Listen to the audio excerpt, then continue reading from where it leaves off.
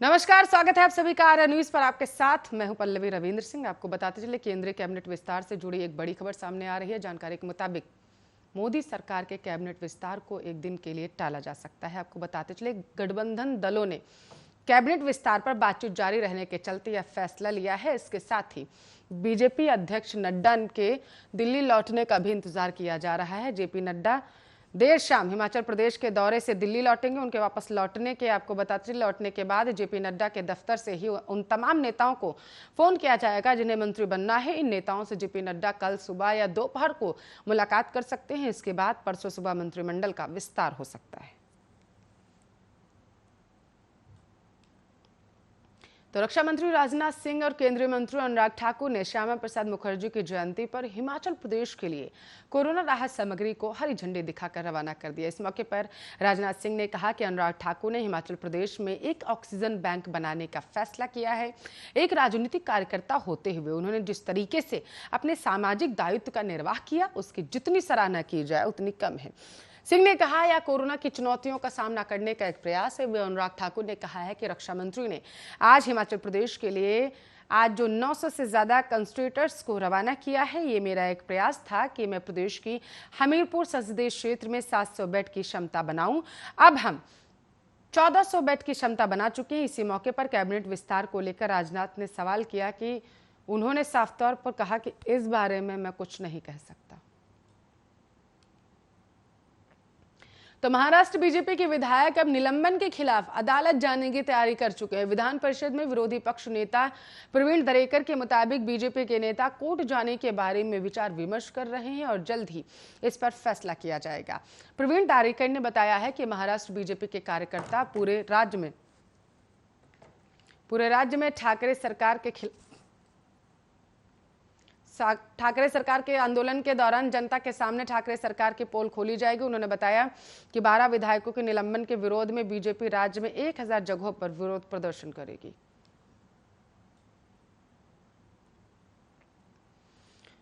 तो आपको बताते चले 14वें दलाई लामा तेंजिन ग्यात्सो का जन्म 6 जुलाई 1953 को उत्तर पूर्वी तिब्बत के ताकस्तेर क्षेत्र में हुआ था और आज उनका 86वां जन्मदिन है। दलाई लामा 6 दशक से भारत में रह रहे हैं और खुद को भारत का पुत्र मानते हैं। वहीं उनका जन्मदिन हर साल हिमाचल प्रदेश के धर्मशाला में तिब्बती समुदाय के लिए सबसे बड़े आयोजनों में से एक रहा है। इस बार कोविड-19 के चलते मैक्लोडगंज धर्मशाला में आपको बताते चले तुगलक खांग में उत्सव आयोजित नहीं किया जाएगा। साथ ही केंद्रीय तिब्बती प्रशासन ने एक एडवाइजरी जारी कर सभा नहीं लगाने को भी कहा है। हिमाचल प्रदेश सरकार ने 50 लोगों तक के प्रतिबंध के साथ सामाजिक समारोहों के लिए दिशा निर्देश और एसओपी जारी कर दिया है। साथ ही जनता से भीड़ का हिस्सा नहीं बनने के लिए भी कहा है। दरअसल तिब्बतियों के लिए दलाई लामा चंद्रेजिंग की मानवीय अभिव्यक्ति हैं और साल इस दिन को भव्यता, महिमा और उत्सव की भावना के साथ मनाया जाता है। इस साल भी ये दिन उसी उत्सव के साथ मनाया जाएगा, लेकिन कोविड नियमों की अवहेलना नहीं की जाएगी। आपको बताते चले प्रधानमंत्री नरेंद्र मोदी ने भी दलाई लामा को जन्मदिन की शुभकामनाएं दी। एक ट्वीट के माध्यम से उन्होंने शुभकामनाएं दी और उनके लंबे व स्वस्थ जीवन की कामना भी की है। हिमाचल प्रदेश सरकार ने कोविड-19 महामारी के चलते गाइडलाइन जारी की, इसलिए दलाई लामा के जन्मदिन पर तुगल खांग लोगों के लिए बंद रहेगा। परम पावन दलाई लामा ने पिछले फरवरी 2020 से अपने सभी सार्वजनिक कार्यक्रमों को रद्द कर रखा है। मई 2020 से वो वैज्ञानिकों, विद्वानों के साथ साप्ताहिक सार्वजनिक वार्ता और विचार विमर्श कर रहे हैं, जिसे 6 करोड़ से ज्यादा लोगों ने देख लिया है।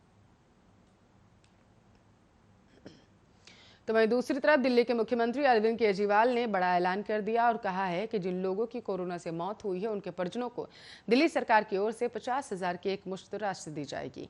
आर्थिक सहायता का ऐलान करते हुए उन्होंने कहा कि जिस परिवार में लोगों की मौत हुई उनके घर सरकार की ओर से कर्मचारी जाएंगे और उन्हें यह राशि दी जाएगी। मुख्यमंत्री केजरीवाल ने इस दौरान 2 और बड़े ऐलान किए। उन्होंने कहा कि जिस बच्चे की मां पिता की मौत कोरोना की वजह से हुई है उसे भी 25 साल होने तक हर महीने 2,500 रुपए दिल्ली सरकार की ओर से दिया जाएगा। मुख्यमंत्री ने साफ कर दिया है कि अगर किसी बच्चे के माता या पिता में से किसी एक की मौत पहले हो चुकी है और कोरोना के कारण दूसरे का भी निधन हो गया तो ऐसे बच्चों को भी 25 साल होने तक 2,500 रुपए दिए जाएंगे। साथ ही सीएम ने कहा है कि कोरोना के उन लोगों की मौत हो गई है जो कि कमाकर अपने परिवार का घर चला रहे थे, वैसे लोगों को हर महीने कुछ राशि दी जाएगी। हालांकि उन्होंने यह नहीं बताया बताया कि ऐसे लोगों के परिजनों को कितनी रकम दी जाएगी।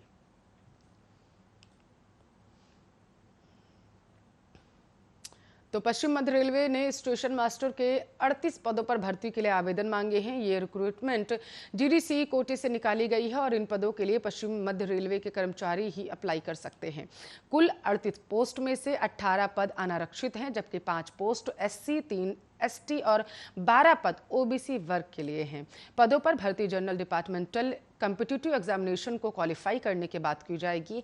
उम्मीदवार ध्यान दें कि पदों पर आवेदन की अंतिम तिथि 25 जुलाई 2021 है। सिलेक्शन प्रोसेस: इन पदों के लिए चयन प्रक्रिया में सबसे पहले उम्मीदवारों को कंप्यूटर बेस्ड टेस्ट में पास करना होगा। कंप्यूटर बेस्ड टेस्ट क्वालिफाई करने वाले उम्मीदवारों को एप्टीट्यूड टेस्ट के लिए बुलाया जाएगा। उम्मीदवार ध्यान रखें कि सीबीटी या कंप्यूटर बेस्ड टेस्ट में गलत उत्तर देने पर नेगेटिव मार्किंग के तहत 1/3 मार्क्स काट दिए जाएंगे। हालांकि एप्टीट्यूड टेस्ट में कोई नेगेटिव मार्किंग नहीं होती।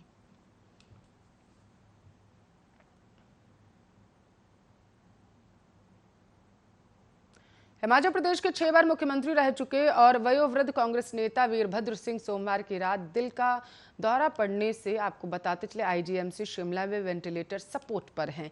इंदिरा गांधी मेडिकल कॉलेज और अस्पताल के senior medical superintendent doctor Janakraj Pakhretia ने बताया कि 87 वर्षीय नेता को गहन चिकित्सा इकाई में स्थानांतरित कर दिया गया है और वे वेंटिलेटर सपोर्ट पर रहेंगे। उनकी हालत बेहद गंभीर है, लेकिन स्थिर बनी हुई है। बता दें कि वीरभद्र सिंह का 23 अप्रैल से आईजीएमसी में इलाज चल रहा है। उन्हें 13 अप्रैल को कोविड-19 पॉजिटिव मिलने के बाद मोहाली के मैक्स अस्पताल ले जाया गया था। ठीक होने के बाद उन्हें 23 अप्रैल को अस्पताल से छुट्टी दे दी गई, लेकिन शिमला पहुंचने पर उन्हें सांस लेने में कठिनाई हुई और उन्हें फिर से आईजीएमसी में भर्ती कराया गया।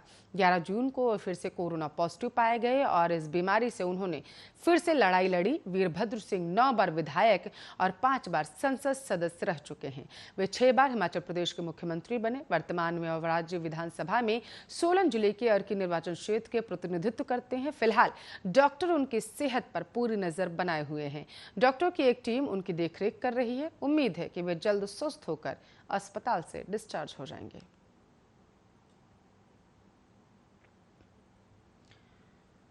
तो दिल्ली हाईकोर्ट में ट्विटर ने मंगलवार को माना है कि उसने नए आईटी रूल्स का पालन नहीं किया। इस पर हाईकोर्ट ने साफ कह दिया है, अब हम ट्विटर को कोई प्रोटेक्शन नहीं दे सकते। सरकार ट्विटर के खिलाफ कोई भी एक्शन लेने के लिए स्वतंत्र है।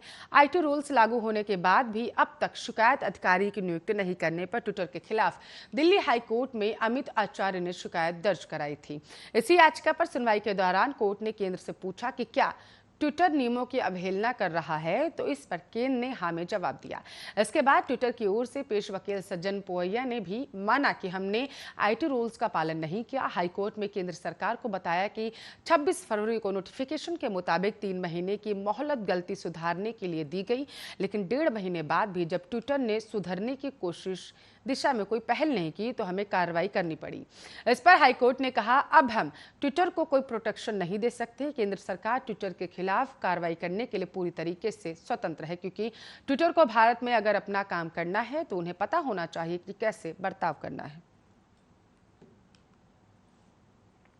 तो वहीं दूसरी तरफ एसबीआई ने इस साल 6100 यानी कि आपको बताते चले लगभग 6100 अप्रेंटिसशिप की भर्ती के लिए एक नोटिफिकेशन जारी कर दिया है। स्किल इंडिया पहल के तहत 31 अक्टूबर 2020 तक 20 से 28 साल की उम्र के उम्मीदवार ट्रेनिंग पोजीशन के लिए आवेदन कर सकते हैं। बैंक चयनित उम्मीदवारों को 15,000 हर महीने स्टाइपेंड भी दिया जाएगा। बता दें कि आवेदन प्रक्रिया आज से ऑफिशियल वेबसाइट sbi.co.in पर शुरू हो रही है। वे उम्मीदवार जो आवेदन करने के लिए इच्छुक हैं उन्हें ऑनलाइन आवेदन पत्र भरना होगा और एग्जाम देना होगा।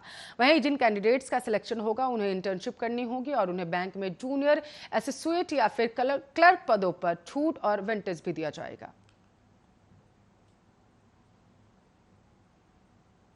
कलकत्ता का रुख करते हैं। आपको बताते चले पूर्वी मिदनापुर के भगवानपुर इलाके में किसानों के लौटने पर टीएमसी कार्यकर्ताओं द्वारा बीजेपी कार्यकर्ताओं पर हमला किए जाने के बाद नंदीग्राम से बीजेपी विधायक शुभेंदु अधिकारी ने पीड़ितों के परिवारों से मुलाकात की। बीजेपी कार्यकर्ताओं जो चुनाव के बाद हिंसा से आशंकित थे और भाग गए थे, कोर्ट के निर्देश के बाद वे अपने मूल क्षेत्र में वापस लौट आए हैं। हालांकि उनके आगमन पर वे टीएमसी कार्यकर्ताओं के शिकार हो गए, जिन्होंने उन्हें पीटा, उन पर बमों से हमला किया, तोड़फोड़ की और उनके घरों को लूट लिया। उनकी धमकी की शिकायतों को सुनने के बाद अधिकारी ने उन्हें धैर्य और मजबूत रहने के लिए कहा है, प्राथमिक दर्ज करें और उन्हें आश्वासन दिया कि प्रत्येक की सुरक्षा उसकी अपनी जिम्मेदारी होगी। क्षेत्र के बीजेपी समर्थक अपने ऊपर इस तरीके के हमलों की पुनरावृत्ति से डरे।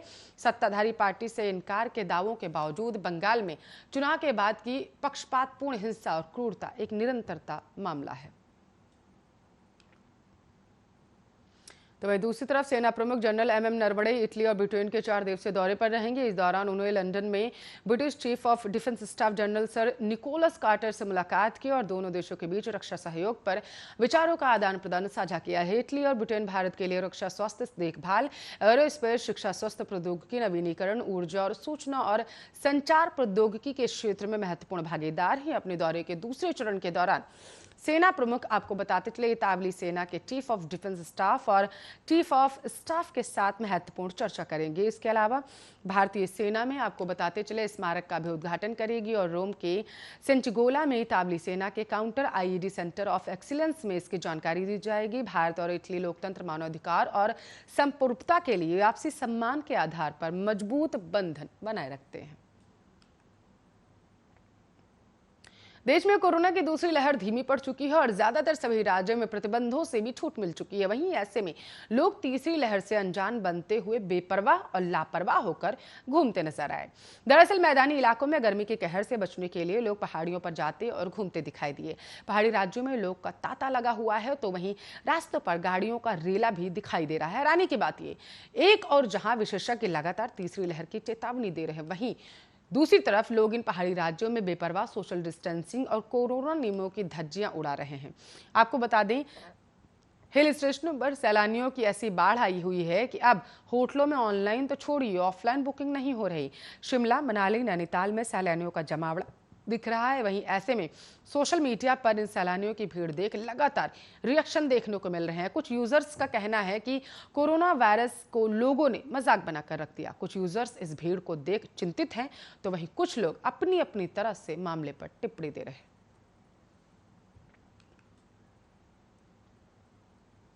कोरोना महामारी से जूझ रहे देशवासियों के सामने एक डराने वाली खबर सामने आ चुकी है। एसबीआई रिसर्च की एक रिपोर्ट में खुलासा हुआ है कि भारत के परिवार कर्ज के बोझ तले दब चुके हैं। कोरोना महामारी का लोगों की आय और आर्थिक स्थिति पर बुरा असर पड़ा है। इसके परिवार के स्तर पर कर्ज बढ़ रहा है। एसबीआई रिसर्च की यह रिपोर्ट कहती है कि फाइनेंशियल ईयर 2020 और 2021 में परिवार पर कर्ज जीडीपी का 37.3% पहुंच चुका है, जो कि पिछले वित्त वर्ष 2019-2020 में 32.5% था। इस रिपोर्ट में यह भी कहा गया है कि महामारी की दूसरी लहर की वजह से कर्ज का यह अनुपात चालू वित्त वर्ष में और ज्यादा बढ़ सकता है। वैसे पारिवारिक कर्ज का स्तर जुलाई 2017 में जीएसटी लागू होने के बाद से बढ़ रहा है। इससे पहले नवंबर 2016 में नोटबंदी लागू की गई। हालांकि भारत में जीडीपी के अनुपात में परिवार का कर्ज अन्य देशों के मुकाबले कम हुआ है। ब्रिटेन में 90, अमेरिका में 79.5, जापान में 65.3, चीन में 61.7% और जबकि मैक्सिको में सबसे कम 17.4% है। परिवार पर बढ़ते कर्ज का मतलब है कि उनकी उचित दर बचत और खपत स्वास्थ्य पर खर्च बढ़ने की वजह से कम हुई है। देश में जानलेवा कोरोना वायरस की रफ्तार अब धीमी पड़ रही है। देश में पिछले 24 घंटों में कोरोना के 34,703 नए मामले सामने आए। बड़ी बात यह है कि देश में 111 दिनों बाद इतने कम मामले सामने आए हैं। देश में एक्टिव केसेस घटकर 4,64,357 हो गए हैं। अब रिकवरी रेट 97.17% हो गया है। भारत में लगातार 8वें दिन कोरोना मामले 50,000 से कम दर्ज किए गए। बता दें कि राजधानी दिल्ली, उत्तर प्रदेश, बिहार, झारखंड, पंजाब, गोवा, मध्य प्रदेश, राजस्थान, गुजरात समेत देश के 10 बड़े राज्यों में अब कोरोना की रफ्तार बेहद धीमी हो चुकी है। हालांकि महाराष्ट्र, कर्नाटक, असम, बंगाल, मिजोरम, तेलंगाना, जम्मू कश्मीर और झारखंड में कोरोना अभी भी जानलेवा है।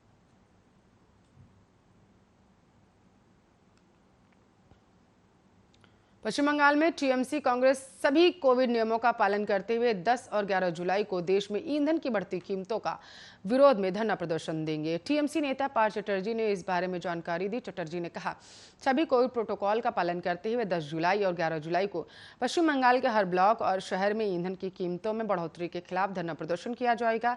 पश्चिम बंगाल की मुख्यमंत्री ममता बनर्जी ने कहा कि कीमतों में अत्यधिक उछाल से लोगों को बहुत परेशानी हुई। पेट्रोल और डीजल की कीमतों में मई के बाद से 8 बार बढ़ोतरी दर्ज की गई, जिनमें से 6 बार सिर्फ जून में हुई। बनर्जी ने सोमवार को प्रधानमंत्री नरेंद्र मोदी से पेट्रोल और डीजल पर केंद्र सरकार द्वारा लगाए गए टैक्स को कम करने में भी अपील की है।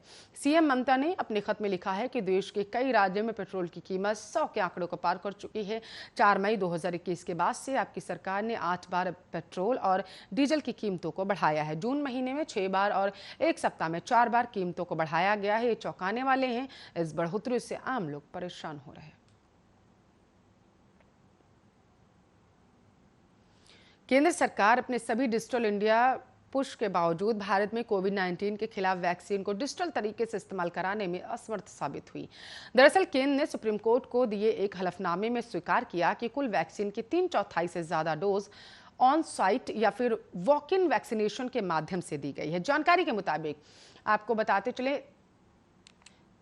23 तारीख को कोविन पर 32.22 करोड़ लाभार्थियों में से 19.12 करोड़ लाभार्थियों को ऑन साइट मोड में रजिस्ट्रेशन किया गया था। वहीं कोविन पर मौजूद आंकड़ों के मुताबिक कोविन पर दर्ज कुल 29.68 करोड़ वैक्सीन डोज में से 23.12 करोड़ डोज ऑन साइट या वॉक इन वैक्सीनेशन के जरिए प्रसारित किए गए थे। माना जा रहा है कि सुप्रीम कोर्ट में पेश किए गए आंकड़े केंद्र की वैक्सीनेशन नीति पर सुप्रीम कोर्ट की चिंता को बढ़ा रहे हैं।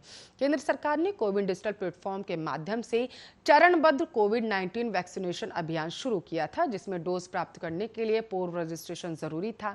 कोविन प्लेटफॉर्म पर ऑनलाइन रजिस्ट्रेशन को आसान बनाने के लिए सरकार ने कई बदलाव किए।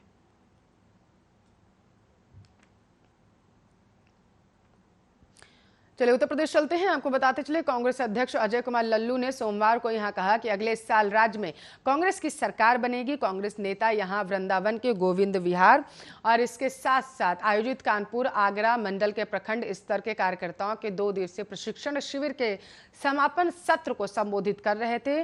प्रदेश कांग्रेस अध्यक्ष ने कार्यकर्ताओं में जोश भरते हुए कहा है कि निश्चित मानिए 2022 में राज्य में कांग्रेस सरकार बना रही है। उन्होंने कार्यकर्ताओं से कहा, जनता से सीधे जुड़िए और संवाद कीजिए और जन समस्याओं के समाधान के लिए संघर्ष कीजिए, लेकिन तरीका लोकतांत्रिक होना चाहिए। बता दें कि हाल ही में उत्तर प्रदेश कांग्रेस पार्टी कार्यालय में हुई मारपीट को लेकर अजय कुमार लल्लू पर हुसैनगंज में एफआईआर दर्ज की गई।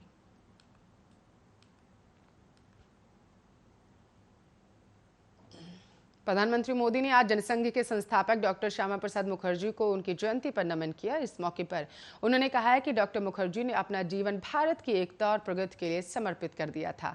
प्रधानमंत्री मोदी के अलावा बीजेपी के कई अन्य सीनियर नेताओं ने भी श्यामा प्रसाद मुखर्जी की जयंती पर उन्हें याद किया है। साथ ही प्रधानमंत्री ने कहा है कि मैं डॉक्टर श्यामा प्रसाद मुखर्जी को उनकी जयंती पर नमन करता हूं। उनके उदात्त आदर्श और देश भर में लाखों लोगों को प्रेरित करते थे। डॉक्टर मुखर्जी ने अपना जीवन भारत की एकता और प्रगति के लिए समर्पित कर दिया। उन्होंने खुद को एक उल्लेखनीय विद्वान और बुद्धिजीवी के रूप में भी प्रतिष्ठित किया। बता दें कि देश के पहले प्रधानमंत्री पंडित जवाहरलाल नेहरू ने मुखर्जी को अंतरिम सरकार में उद्योग और आपूर्ति मंत्री के रूप में शामिल किया था, लेकिन नेहरू और पाकिस्तान के तत्कालीन प्रधानमंत्री लियाकत अली के बीच हुए समझौते के पश्चात उन्होंने मंत्रिमंडल से त्यागपत्र दे दिया।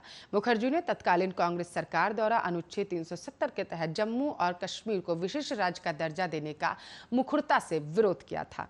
मुखर्जी को 11 मई 1953 को परमिट सिस्टम का उल्लंघन कर कश्मीर में प्रवेश करने के लिए गिरफ्तार कर लिया गया था। साल 1953 में 23 जून को जेल में रहस्यमय परिस्थितियों में उनकी मृत्यु हो गई थी। बीजेपी उनकी पुण्यतिथि को बलिदान दिवस के रूप में मनाती है।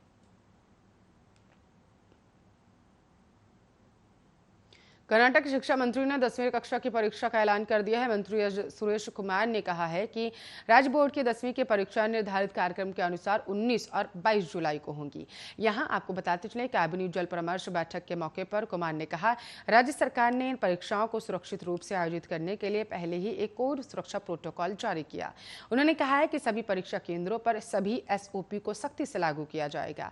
मंत्री ने कहा है कि यदि कोई छात्र कोविड के लक्षणों के साथ पाया जाता है तो ऐसे छात्रों को एक अलग कमरे में परीक्षा लिखने की अनुमति दी जाएगी। यदि कोई कोविड संक्रमित छात्र परीक्षा देना चाहता है तो उसे कोविड केयर सेंटर पास में होने पर परीक्षा में बैठने की अनुमति दी जाएगी।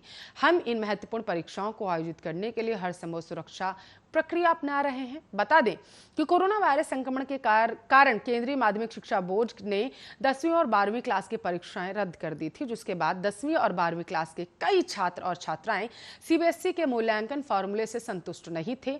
वहीं सीबीएसई इन स्टूडेंट्स को अगस्त में लिखित परीक्षा देने का विकल्प दे रही है। फिलहाल केंद्रीय माध्यमिक शिक्षा बोर्ड की क्लास 12 के रिजल्ट का टेबुलेशन पोर्टल बंद हो चुका है। सीबीएसई ने स्कूलों से छात्रों के पिछले एग्जाम मार्क्स जमा करने को कहा था, जिसका इस्तेमाल विभिन्न फेज में रिजल्ट्स की गणना के लिए किया जाएगा।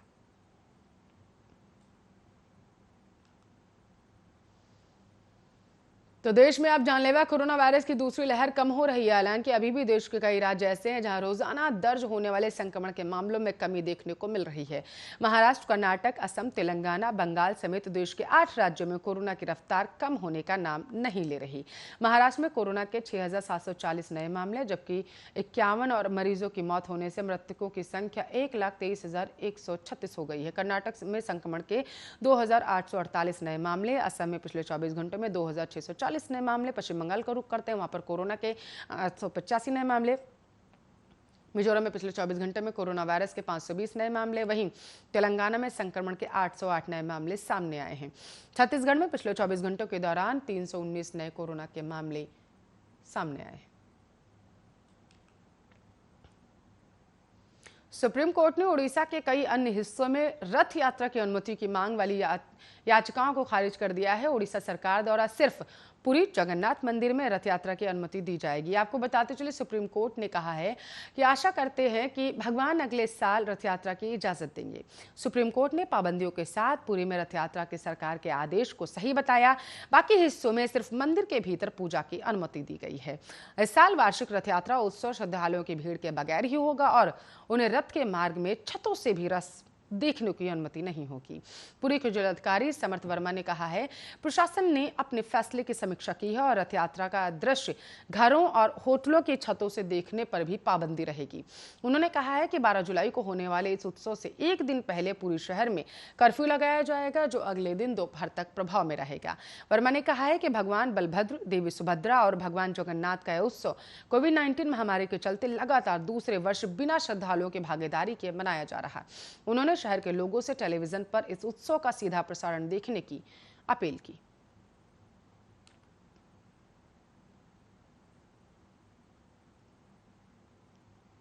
तो वहीं देश भर में कोवैक्सीन, कोविशील्ड के बाद अब स्पुतनिक वी के टीके से महामारी के इस दौर में राहत की उम्मीद जगी है। देश में रूसी कोविड वैक्सीन स्पुतनिक वी के इस्तेमाल को सेंट्रल रिसर्च इंस्टीट्यूट कसौली की सेंट ड्रग्स लेबोरेटरी की ओर से मान्यता मिल चुकी है। वहीं अब स्पुतनिक वी टीका जल्द सरकारी टीकाकरण केंद्रों पर मुफ्त में उपलब्ध हो जाएगा। केंद्र के कोविड-19 अध्यक्ष डॉक्टर NK अरोड़ा ने बताया है कि यह टीका अब जल्द सरकारी टीकाकरण वेबसाइट पर मुफ्त में लोगों के लिए उपलब्ध कराया जाएगा। उन्होंने कहा है कि इस वक्त स्पुतनिक वी प्राइवेट सेक्टर पर उपलब्ध है। इस सप्लाई को देखते हुए हम कोशिश कर रहे हैं कि ये स्पुतनिक जल्द मुफ्त टीकाकरण प्रोग्राम के तहत उपलब्ध कराई जाए। स्पुतनिक वी को 18 डिग्री सेल्सियस के तापमान की जरूरत होती है। अरोड़ा के मुताबिक असल मकसद देश के ग्रामीण इलाकों तक इस वैक्सीन को पहुंचाना है। उन्होंने ये भी कहा, भले ही इस वक्त टीकाकरण में धीमी दिख रही हो, लेकिन आने वाले कुछ हफ्तों में एक से बार फिर से तेजी रफ्तार देखने को मिलेगी। आंकड़ों के मुताबिक देश भर में अब तक 34 करोड़ टीके की डोज दी जा चुकी हैं। वहीं 12 से 16 करोड़ और जुलाई महीने के अंत तक लग जाएंगी। केंद्र के जारी एक बयान में कहा गया था कि जुलाई महीने तक 50 करोड़ डोज लगाई जाएंगी।